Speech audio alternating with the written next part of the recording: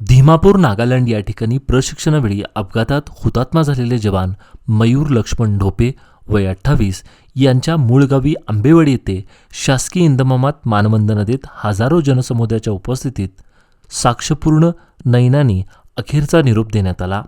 यावेळी त्यांच्या कुटुंबियांनी केलेला आक्रोश पाहून उपस्थितांच्या अश्रूचा बांध फुटला। जवान मयूर लक्ष्मण ढोपे यांनी 8 वर्षापूर्वी इंडियन आर्मीमध्ये सामील झाले होते। त्यानंतर धीमापूर नागालँड या ठिकाणी प्रशिक्षण घेत असताना त्यांचा भीषण अपघात झाला। त्यानंतर त्यांना तातडीने उपचारासाठी कोलकाता येथील कमांडो हॉस्पिटलमध्ये ठेवण्यात आले होते। मात्र उपचारादरम्यान त्यांची प्राणज्योत मालवली। त्यांचे पार्थिव काल मंगळवार रात्री बेळगाव येथील मिलिटरी हॉस्पिटलमध्ये आणण्यात आले होते।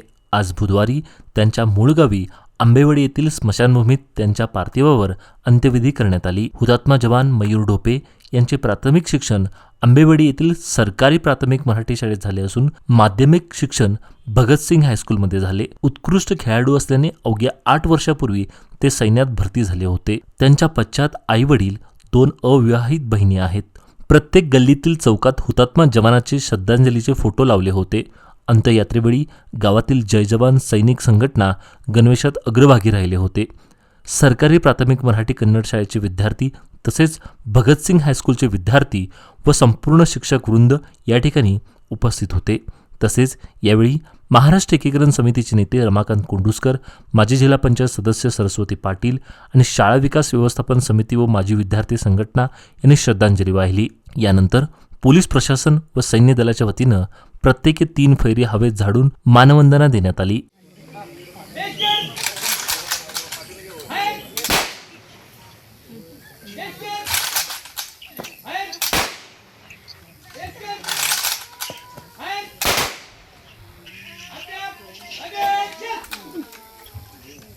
यानंतर ज्या तिरंगात लपेटून ढोपे यांचे पार्थिव आणण्यात आले होते तो तिरंगा त्यांच्या कुटुंबियांना सुपूर्द करण्यात आला। यानंतर त्यांच्या पार्थिवास त्यांच्या वडिलांनी अखेरचा निरोप दिला।